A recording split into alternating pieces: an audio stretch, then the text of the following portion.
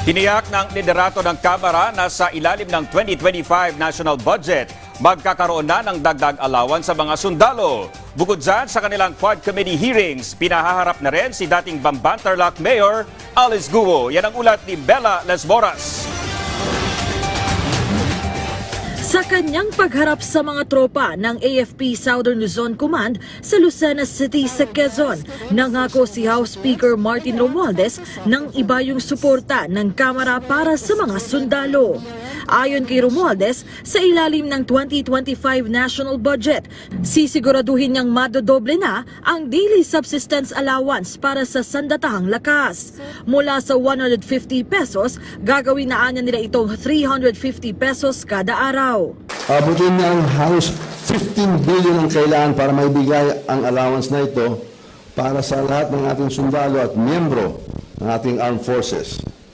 Pero bilang inyong speaker, sisiguruhin ko na mailalagay ang pondo ito sa 2025 national budget na tinatalakay namin ngayon.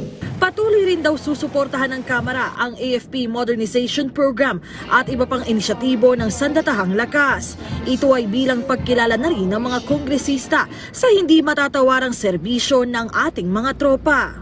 Your efforts in patrolling over 15,000 nautical miles and monitoring thousands of vessels in our internal waters reinforce the protection of our territorial integrity. These actions strengthen our resolve in asserting sovereignty over Philippine waters. It's not just words, it is a commitment backed with action. Sabi ni House Deputy Speaker David J.J. Suarez, kumpiyansa siyang maisasakatuparan ang mga hangarin nila para sa 2025 budget, lalo pat kaisa nila ang Senado.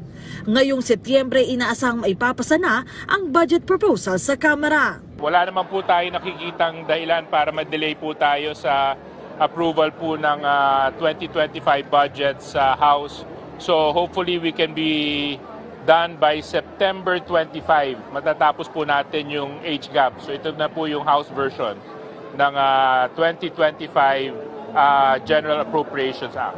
Bukod naman sa budget deliberations, tuloy-tuloy rin ang House Quad Committee hearings ukol sa pogo at iligal na droga. Ngayong nakabalik na sa bansa si dating Bamban-Tarlac Mayor Alice Guo, umaasa ang Kamara na katulad sa Senado, pagbibigyan din ng Korte na makaharap si Guo sa Quadcom hearing ng mababang kapulungan. Marami po siyang mga dapat sagutin na tanong.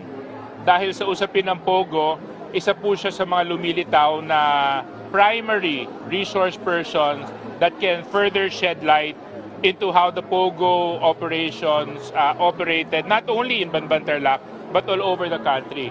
Itinakda sa September 12 ang susunod na Quadcom hearing ng Kamara.